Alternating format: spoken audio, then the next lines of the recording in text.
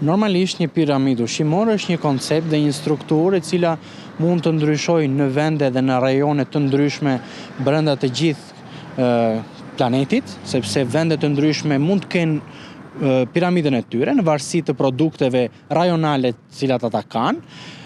Por normalisht ky koncept i ri i kësaj piramidës të re që vjen nga administrata amerikane, normalisht bazohet në një përmbysje të lehtë të piramidës së dikurshme, e cila konceptonte që baza kryesore e piramidës, pjesa më e gjerë do të ishin janë drithrat dhe produktet e drithrave,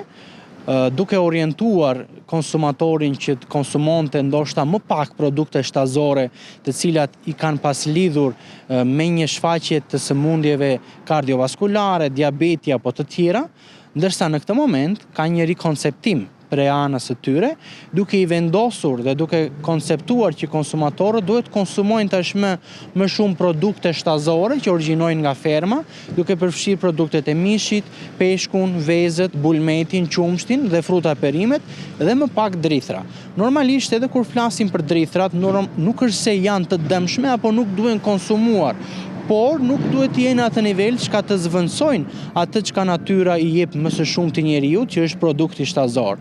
Më lejoni të përmend që në një vezë e cila peshon vetëm 60 gram, janë të gjithë elementet e nevojshëm nutricional që pas 21 ditësh aty japin një gjallësë të re, japin një zog. Pra imagjinoni se sa e pasur është ajo si produkt në 60 gram. Tani imagjino që të zvendësosh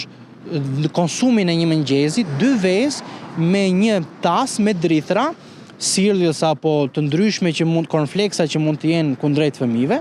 që janë të përpunuara, që janë me ngjyrus, me aditiv të ndryshëm dhe që janë të deklaruara të cilat kanë efekte anësore në shëndetin sidomos të fëmijëve. Nga ana tjetër, konsumi produkteve shtazore që normalisht do të quhet i sigurt kur vjen nga ferma të shëndetshme, plotson të gjitha nevojat për proteina, për acide yndyrore, për vitamina dhe për makro dhe mikroelement kundrejt njeriut, duke mos lejuar që të shfaqen sëmundje. Normalisht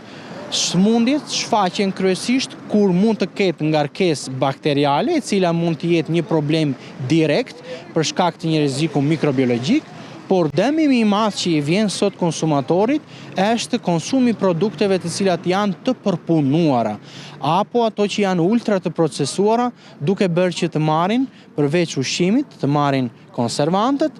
ngjyrusit, aditiv të ndryshëm dhe në rast se do të hapim gjithë listën e aditive janë rreth 100 faqe të preparateve të ndryshme të cilat përdoren në industrinë e përpunimit. Ndërsa orientimi në këtë piramidën e re e konsumit të produkteve të papërpunuara si kundërsh mishi, qumshti, veza, peshku, normalisht prezupozon që njeriu të ardhmi të ketë një shëndet më të mirë nga çka ka pasur deri më sot. Dhe në vlerësimin tim personal, me sa di, kam lexuar dhe kam parë, besoj që dhe sipas shumë studimeve, nuk është absolute që konsumi i produkteve të mishit apo produktet shtazore dhe yndyrnat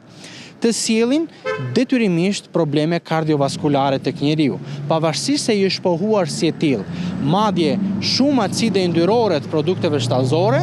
ndihmojnë që këto sëmundje mos shfaqen. Në këtë rast ne mund ta kemi konceptuar gabim dhe normalisht kjo piramida e re e çon, si kundër thash dhe njerë, e orienton konsumatorin drejt konsumit të produkteve të cilat nuk janë të përpunuara, por janë sa më afër natyrës, sa më natyrale, ashtu si kundër ne duhet konsumojmë atë çka prodhon natyra, ferma, dhe sa më të pak përpunuara. Sa më pak aditiv, aq më mirë do të jetë për konsumatorin. Duke qenë se fokusi do të jetë tek produktet shtazore, sa të sigurt janë konsumatorët shqiptar që të konsumojnë produktet shtazore dhe çfarë duhet kenë parasysh për të qenë të sigurt? Normalisht produktet shtazore, si kundër përmenda, përmbajnë element të jashtëzakonshëm dhe të pazvendësueshëm për shëndetin dhe organizmin e njeriut. Megjithatë mund të kenë rrisje, pavarësisht se piramida e re e administratës amerikane shëndetësore pohon që duhet konsumohen më shumë dhe normalisht unë jam dakord në parim. Normalisht këto mund të kenë dhe rreziqet e tyre, por që janë të menaxhueshme dhe të kontrollueshme. Në këtë rast bëhen fjalë për rreziqe mikrobiologjike, sepse shumë produkte shtazore mund të transmetojnë kundrejt njeriut sëmundje ushqimore, që ndryshe quhen zoonoza. Pra, ne mund të marrim përmjet konsumit të ushqimit salmonellan, Escherichia coli, Campylobacter, Listeria, Brucellose e të tjera, cilat është një gamë e madhe, por asnjë nga këto nuk do të ndodhë në rast se prodhimi në fermë do të jetë i sigurt, pra është me ligj që ushqimi duhet të origjinojë nga ferma të sigurta të shëndetshme dhe autoritetet shtetërore të bëjnë punën e tyre duke bërë analiza të erëpasishme, të ndjekin dhe të kërkojnë nga të gjithë stabilimentet prodhuese zbatimin e zinxhirit të gjurmëshmërisë, që një produkt i cili mund të detektohet që të ketë probleme apo rreziqe, të ndiqet deri në vendin e prodhimit në mënyrë që të merren masat që mos ripërsëritet më. Por megjithatë, këto rreziqe bakteriale janë lehtësisht dhe më të menaxhueshme nga ana shëndetësore se sa një rrezik i fshehur, i lehtë, afatgjatë që mund të vinë në ushqimet e përpunuara, i cili mund të mos të jap asnjë problem tani, por në një pikë të caktuar të jetës mund të jap probleme shëndetësore, të cilat në të shumtën e rasteve lidhen me probleme teratogjene dhe kancerogjene.